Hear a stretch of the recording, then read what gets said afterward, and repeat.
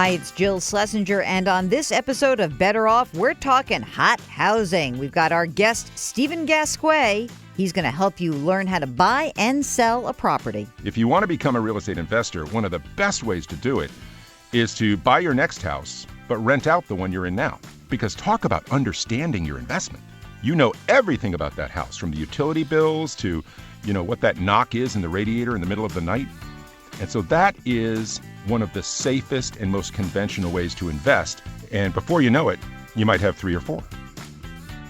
Welcome to the Better Off podcast, sponsored by Betterment, the largest independent online financial advisor. Okay, the most important life-changing decision that you may be about to make could really be around housing. The housing market has been completely insane over the last decade. Let's go back. Housing boom, prices literally doubled. Everyone went bananas. Some flipped homes. Some people borrowed too much. Some people bought more than they could afford. All of that, and they got stuck. And then we had a housing crisis. And that was a nasty crisis, and it was horrible. Now we are seeing a very different kind of market. Prices are up. Inventories are down. No, it's not crazy. It's not the crazy days of 2004-05, but I would say things are a little bit frenzied. A recent article in the New York Times talking about California having a severe housing shortage. That is why I brought in a guest, an expert, to talk about it. Stephen Gasque. He's the host of Real Estate Today. That's a weekly radio program presented by the National Association of Realtors. So, without further ado, here's my interview with Stephen. You're listening to Better Off with Jill Schlesinger. Okay, are you getting ready for your summer house search? Are you thinking about listing your own home? Are you ready to plunge into real estate? Our special guest today, Stephen Gasque. He's my pal and the host of Real Estate Today, the official radio show of the National Association of Realtors. Hi, Jill. I'm delighted to be with you today. It's so great. So, okay, let's do a back up a little bit. The market right now feels almost frenzied in many parts of the country, the real estate market. And there's just not a lot of houses for sale. What are you hearing about kind of the state of where things stand? Because maybe I'm in this weird place where, the parts of the country where I'm hearing from people, it seems like, oh my God, I can't find a house. Are you finding that as well? In most of the markets, that's exactly what's happening. And you're right. It's a frenzied market right now, and the buyers are facing what you might consider to be a triple threat against them. They really have a tough job because, as you said, there aren't enough homes for sale. And that's causing rising prices. And all of that is resulting in competition. So the days when you could go and look at a house and take a few photos and then go back and talk about it over dinner, call your dad, call your mom, call your friends, sleep on it, by the next day it's gone. You got to move. You've got to really move. It's also frenzied for the sellers because they're finding faster transactions than they're used to. They put the for sale sign out front, and before you know it, they have 6 offers on their house. So their job is evaluating which offer is the best and which one can go the distance all the way to the closing table. And so sellers also are finding a little difference in today's market because they really have to fix up their homes. The generation of home buyers now have been watching TV shows about real estate their whole life. Right. That's what they want when they walk in the front door. They do not want a fixer-upper. So in all of this, though, there is an oasis of happiness and calm. Yeah, where is that? Homeowners, people who aren't making any moves at all. Right. They have the benefit of seeing their values rise. Their equity is rising. They're in a much safer and secure place, and they're just becoming wealthier with every passing year because of real estate properties. Yeah, but they're not like cashing in, so who cares? I mean, isn't it paper wealth? It is paper wealth, but paper wealth that's moving up is way better than paper wealth that's moving down. Good point. Let me go back for a second because I want to start by what we like to do when we begin the podcast is we like to ask our guest a question. And I'm going to customize the question for you, because usually I say, what's the best money decision you've ever made? But for you, what is the best real estate decision you've ever made? To buy everything I can. Really? Honestly. Now, sometimes it comes back to bite me because I bought some investment condominiums just before the downturn, and so that hurt. But overall, every experience has been positive for me. And right now I have several properties, and they are appreciating in value. And I have to think of it in the long term. I'm not a flipper. Mm-hmm. I'm someone who owns properties for decades. And buying as much as you can, I think, is a great idea in the long run. You know, markets go up and down, but in the long run. The other thing that I think would be, I've done this myself, and I think it's just a great, great idea, is to stick close to home, find a little place that you can comfortably afford, and just buy it and rent it out. So you like being a landlord? Because I find that idea horrifying. I have to say, it really is like the last thing I would ever want is to deal with someone else's pipes freezing. Seriously. I just think it's like daunting to me. But I get that I know there's plenty of people who have done it and made a lot of money doing it. So absolutely. But my God, I just think it sounds horrible. Well, I know it's daunting, but, for many people, being a national financial expert on CBS would be daunting as well. Oh. I mean, it's you get used to it. That's what I'm saying. Yeah, I guess. So, okay. So is there one particular property that you think is like the best property you've ever bought? Yes. I bought a little tiny, 300 square foot condo in downtown D.C. With hardwood floors and exposed brick walls. It is just a dollhouse. I'm going to hold that until my last dying breath, because that is going to go up and up and up over time. Now, obviously D.C. is a hot market. Any big city would offer the same. You wouldn't see the same return out in the country. And I own some properties in the country too. And for them, over 10 years, if it goes up 15,000, you're doing well. But all in all, I do believe in home ownership, and I do believe, and I'm not just saying this because I'm with NAR. I've always believed in home ownership. I think it's a good move, and it's good for your family, and it's good for you. And I think that if you want to end up when you have white hair like I do. And he does have white hair, but it's a beautiful head of white hair. It really is. But if you want to end up with either wealth or close to what you consider to be wealth, I really believe that real estate's a part of it. And it's something we understand. It's not like investing in some really exotic asset that you don't really know what's going on there. Real estate. Right. And another thing that I think is a really great technique, Jill, and I think you and I may have talked about this before. If you want to become a real estate investor, one of the best ways to do it is to buy your next house, but rent out the one you're in now. Because talk about understanding your investment. You know everything about that house, from the utility bills to, what that knock is in the radiator in the middle of the night. And so that is one of the safest and most conventional ways to invest. Rent out that place and then buy your next house. And before you know it, you might have 3 or 4.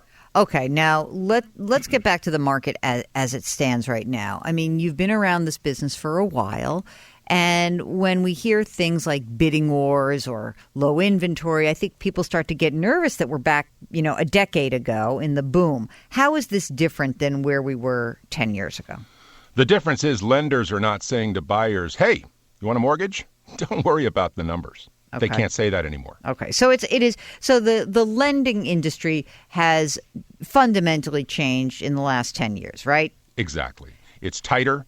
And if you can get a mortgage in today's world, you can afford it because they're not taking risks anymore.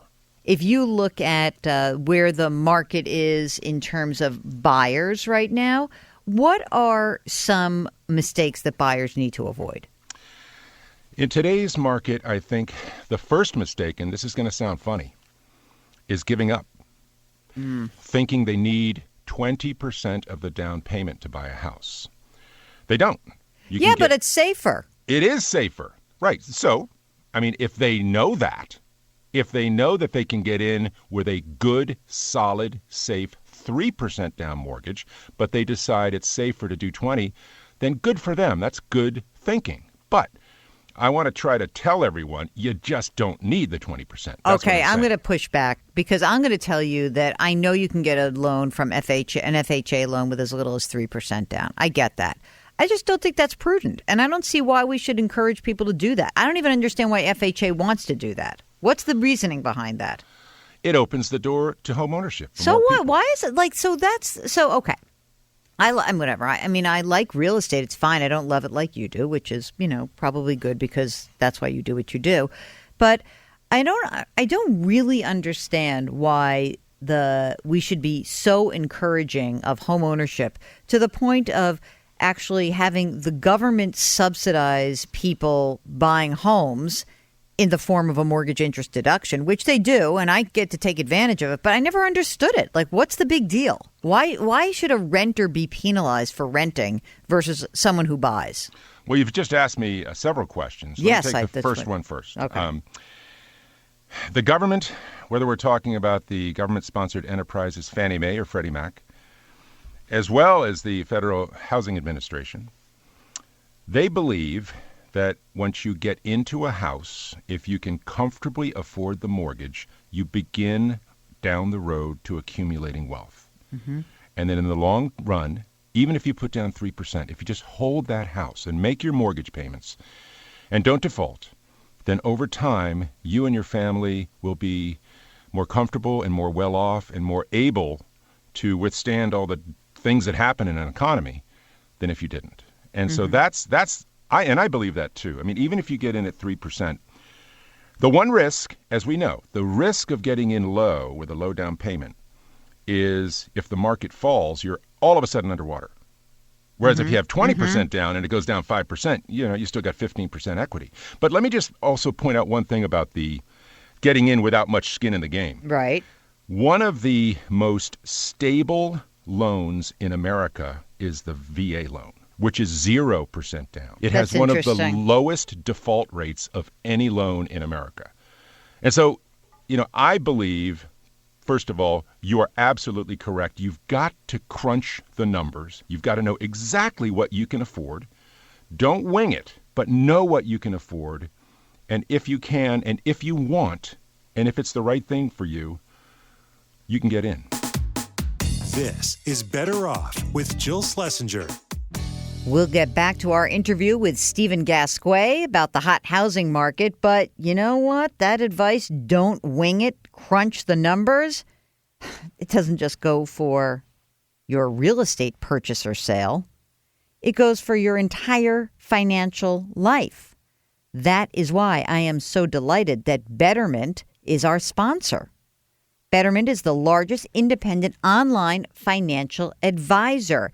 Betterment provides personalized advice for your financial planning needs. Don't wing it.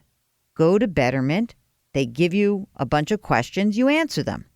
Based on the information that you provide them, they make tailored recommendations on decisions like how much to invest, how much risk to take on in your portfolio, and the type of an investment account you should have. You talk about what's going on in your financial life. Obviously, your home is a big piece of that. Maybe you want to talk to a CFP or licensed financial expert. Well, you can at Betterment. You can talk to folks. Yes, investing involves risk, but when you crunch the numbers and when you are clearer about your future, you are not guaranteed success, but you are going to feel a lot better. Better Off listeners can get up to 6 months managed for free. For more information, visit betterment.com/betteroff. Betterment, rethink what your money can do. And now back to my interview with Steve Gasque. Do you think that if the mortgage interest deduction did not exist, that it would be a crushing blow to the real estate market? I think it would reduce the incentives that people have to get in. Maybe it would just reduce rich people's incentives, though. Do you know what I'm saying? Because think about this. Well, I was just going through this in my mind. Okay. Right? Okay. So first of all, you have to have a big enough mortgage interest deduction to itemize in the first place, right? Yeah, well, yes, it has to be better than the standard. It has to be bigger than the standard deduction. So that's already going to like lop off a lot of people who are basically middle-class homeowners whose mortgage interest is probably not going to throw them over into itemized deduction territory. Maybe. I'm going to put it out there, and everyone's going to write me and go completely nuts. I think the mortgage interest deduction, a deduction that advantages me. I get a great mortgage interest deduction, okay? And I love my 3.25% mortgage. Don't get me wrong. I still can't buy into especially when you live in a place like in New York or DC where there's a vibrant rental market. I just don't get this idea of why we should be treating homeowners so differently than renters. There's a saying in real estate which is just awesome. Yeah. Location. There's another one. Oh, okay. Which is, if you're renting, you're still paying a mortgage. It's just your landlord's mortgage. That's true. I guess that what is interesting is that in many markets still, owning a home is actually cheaper than renting. It's right. absolutely true. So that I get. Right. It's just so I know that in every market which is distinct in and of itself like a different animal, there are pockets where it makes sense to rent and there are pockets that make sense to own. Right. I just want that. I want the playing field to be leveled, so I guess. Just to go back to something you said a minute ago, because being a reporter myself, I never let the bone fall to the floor. With rich people. You said, why not just cancel the mortgage interest deduction for rich people? Well, I know. You're going to tell me that you can't deduct more than $1 million of interest. No. What? The answer? What? They'll just pay off their house. So what? They'll just shrug and say, good. If I don't get the mortgage interest deduction, I'll just pay off good. the place. That's fine. Right. So that's what I'm that's saying. That's just use of money. It's not going to add anything to the economy. No, I don't think it's going to add to the economy at all. I'm just suggesting that it's just a benefit that rich people get that essentially for what? Right. That's all. Okay, right. Let's go back. I'm ready. You ready to for your close up now? I Enough am of this ready. nonsense of going toe to toe with Jill. What are mistakes that home sellers are making? I mean, it's a great market. So what are the mistakes that home sellers are making right now? Home sellers are reading in the newspaper and seeing on television and seeing everywhere they look. It's a seller's market. And people are asking just way over price for their house, way over the value. That's a big mistake because in your neighborhood, if you have 6 homes for sale and you're the one who reaches for the sky, guess who's going to be the last one who sells? Mm-hmm. And if you ever have to reduce the price, that's the kiss of death. Really? The buyers circle like sharks when they see a price reduction, and they think that's a desperate seller. Mm-hmm. Let's lowball him. I mean, pricing it right is first. Second, as I mentioned earlier, you've got to get your place in shape. You can't just shrug and say, hey, it's a seller's market. Yeah, good people luck. Are going to line. Yeah, right. It's got to be really good. Mm-hmm. And the other thing that sellers have to remember is that some of them make what I consider to be a pretty huge mistake. Of course, I am with NAR, okay, which is they try to sell it themselves. Yeah, but I agree with that. And I've always been critical of real estate agents because, of course, my mother is one. So I could always say, but I always felt like, what is it? What value do they bring? But then as a grown up, what I really see is that it is very hard to go through the process alone. And you know what else I noticed? It's like the investment business. You've got to work hard to find someone you want to work with. So you can't just say oh, my cousin is a realtor 4 towns over who deals with a totally different segment of the market than I'm looking for and hire that person and expect that person to perform. Right. So I think you have to do some work. But I agree. I think going alone is crazy. It is crazy. And the studies show, I mean, I don't have the latest numbers, but the last time I researched it, maybe last year or the year before, that if you try to sell your house yourself without any professional help, it sells for, on average, 18 to 22% less, including what the realtor's commission would have been. Oh, you're kidding. Yep. So you make less money. That's a great fact. I love that. Send that over to me. I got to write about that. I will. All right. We did sellers' mistakes. Now, buyers' mistakes. So obviously running the numbers. But what other mistakes are buyers making? They're getting frustrated. They're leaving the market. But are there some negotiation mistakes people make? I think that in today's market, what you'll see is a buyer will come in never having bought a house before, and they'll load up the contract with walkaways. If you don't make this just right, I'm going to walk away.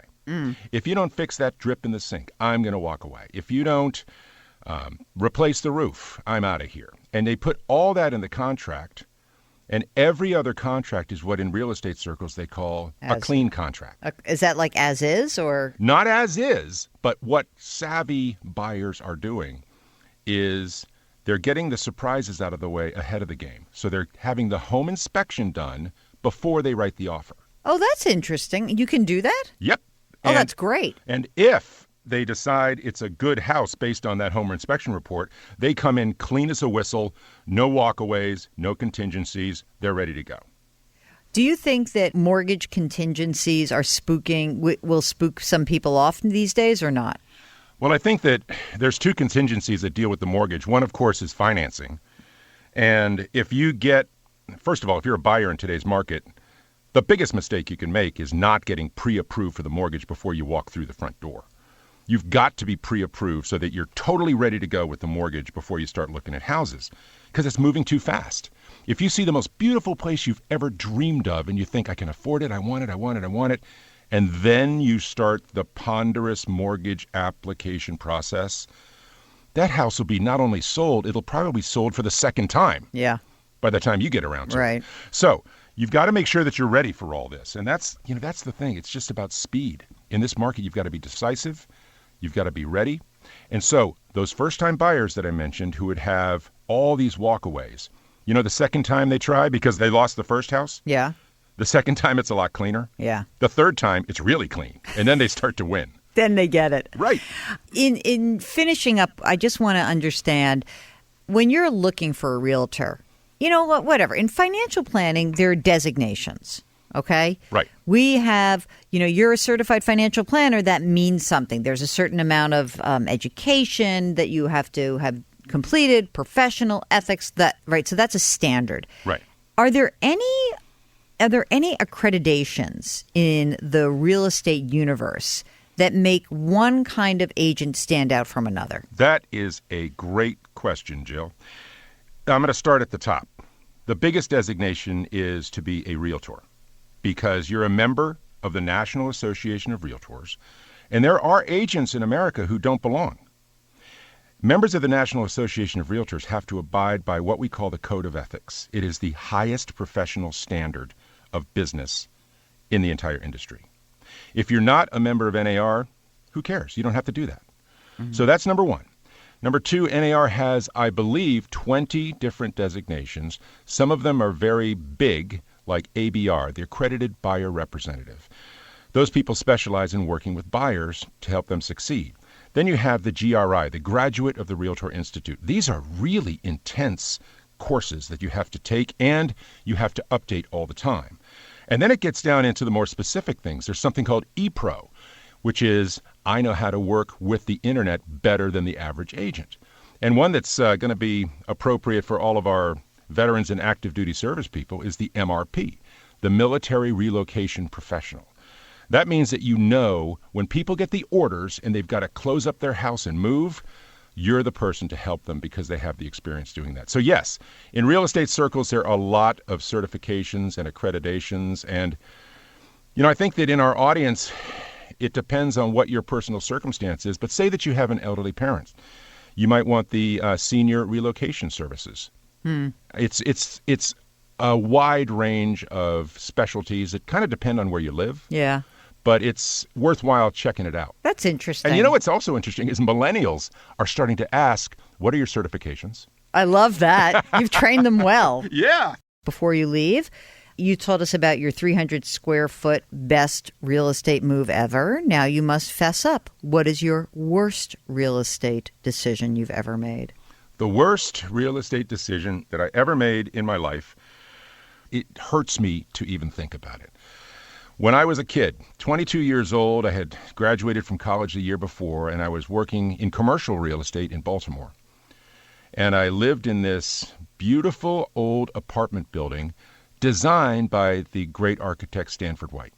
And It was filled with little, tacky apartments. The interior wasn't anything like the exterior was. And my landlord said to me, I know you because you work real estate, and I was wondering, I want to sell this. Would you be interested in buying it? And I said, sure, dude. How much? And he said, $50,000. And I passed. Listen, we all have stories like that. I would say Mark and I always laugh because when we usually ask the question of our guests, and from a wide range of people, they tell funny things. But it's usually the story of, I should have bought this real estate blank, this house here, this building here when I had the chance. So Stephen Gasque, the host of Real Estate Today, the official radio show of the National Association of Realtors, thank you so much for joining us. Jill, it's been my pleasure. You're listening to Better Off with Jill Schlesinger. Okay, it's time for the listener question of the week. If you have a financial question that's burning inside of you, just send us an email. Ask Jill at betteroffpodcast.com. You've got 2 chances to get on the air every week. Right now, during our longer show, which drops on Thursdays, and then, of course, on our Tuesday Better Off bonus call of the week. So just give us a shout. We'd love to get you on. Right now, we are going to Kelly in Gainesville, Florida. Kelly, welcome to Better Off. What can I do for you? Hi. Well, so I had a question. Basically, I'm in this point where I have enough savings to buy a house and make an offer and be pretty comfortable, but I don't know if I have enough savings where I should just keep on building that or if I should purchase the house. Okay. Tell me a little bit about yourself. How old are you? 25. And how much do you have in savings? So right now I have $9,000 in cash. I have $7,000 in an investment account, and then I have a backup fund of about $4,000, and that's kind of excluding any checking account. So when you say the $4,000, is that your emergency reserve? Like if something bad were to happen, is that what? Pretty much. Or is that in addition to the emergency reserve fund? No, that's the emergency reserve fund. All right. Yeah. Okay, got it. So you've got essentially $16,000 saved up. How much would it take for you to buy something you'd want to own? So when I've done preliminary estimates, that I can go in and for $9,000, because the market here is pretty inexpensive, with closing costs and everything, for less than $10,000, I can get a house that's very worthwhile and a nice investment. How much of a house? A couple $100,000? What's the price? 145,000, 150, somewhere between. Okay, 150. Okay, great. Okay. And so what when you say you could get into, you mean you would obviously be putting less than 20% down. What were you being quoted with I can get in for less than $10,000? Yeah, so they have something called a right step mortgage that a colleague of mine has also used, and basically at 5% towards 5%, you can, if you're moving into an area that is either above or below your income level, which the houses that I'm looking at in the neighborhood I really like happens to qualify under that for me, then you can basically put 5%, but you don't have to do a lot of the PMI interest that would normally come for the life of the loan with an FHA or something like that. You no longer have to pay. So it is essentially the benefits of having put a 20% mortgage, but you don't have to pay the additional insurance or the additional PMI. Oh, okay. That's kind of cool. So Yeah. What do you do for a living, Kelly? I work for a startup. Let's say you buy this house. Yeah. And you can get into it with the right step mortgage, and you lose your job. Mm-hmm. How are you going to pay for that? Well, I guess I would have to probably start to dip into the emergency fund for a bit. I would probably have to find a job pretty quickly. So I would have to give myself at least 3 months to find a new job. I mean, okay, so this makes me a little nervous. So I know that this is I think this is all operated through TD Bank, right? And so it's 3% down, like you said. I just looked it up. No mortgage insurance. It's actually a new version of an existing product. I get nervous about this kind of low down payment type of product because it starts to feel eerily like the bad old days of the 2000s. So why do you feel the need to buy a house right now? It's more like I'm ready to kind of set down roots where I am. And it feels like the market is really growing very quickly here. And the houses are kind of being devoured. And it's growing a lot. So there's also kind of this option of because we're a college town, it also feels like it'd be really easy to put the house for rent, and I could go back with my parents, things like that. Like there's quite a few options. But I'm comfortable enough with the job and with the work that we're doing that I feel like we're growing quickly enough, and I'm pretty secure in my position because I came in so early that I feel safe in my job, and that I should probably start settling down here. Okay, so Mark says you're going to do it whatever I say. You're just doing this. So I'm going to just tell you that I want you to be careful. I would try to save a little bit more than you do have, because here's what I think you should think about. Whatever you put down on the house, I want whatever you leave outside of like the down payment, I want you to have 6 months of living expenses, including the cost of carrying the house. Okay. So you cannot put the whole 16 grand down, because $4,000 is not going to cut it for you. So whatever you decide to do, because again, we think you're going to do this no matter what, I want you to have 6 months safe reserves that can pay for all of your expenses no matter what. No matter what. Okay. And so this is not my ideal scenario for you. I would much prefer you wait to get a mortgage that is more of a traditional 20% down, 30-year fixed rate mortgage. But I don't think you're going to do that. So I'm just going to say that I want you to be incredibly careful. I want you to really build up that cash cushion as much as you can. I don't want you to reach for a house that's too expensive. And I want you to be extraordinarily cognizant that this is the kind of behavior that often leads to kind of scary things happening. I hope it doesn't happen to you. So I'm going to put my little super positive vibes out and send it down to Gainesville, Florida right now, Kelly. So be careful and do build up that cash cushion. And I wish you the best of luck, but I also wish you'd be a happier renter. So there it is. I'm letting you go. I feel like a mother. That's great advice. No, I think everybody's been really overly positive about it. And when I've had conversations with other people about potentially looking at houses, they've kind of been really encouraging. So you're actually I trust your advice more. And I think that's why I reached out to begin with, because I'm a super saver, and I've been really cautious about this to begin with. So I really do appreciate that. Well, good luck and be careful out there, okay? Okay, thank you. All right, take care.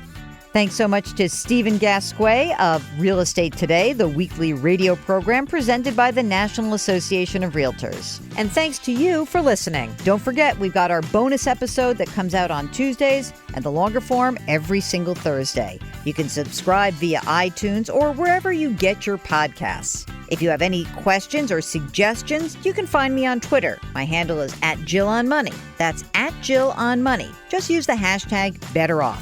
You can also reach me via email. AskJill@BetterOffPodcast.com. That's AskJill@BetterOffPodcast.com. And if you wouldn't mind, please leave us a review or a rating in iTunes. It really will help us out. Better Off is sponsored by Betterment. Our music is composed by Joel Goodman. Mark Delarcio produces. I'm Jill Schlesinger. See you next week.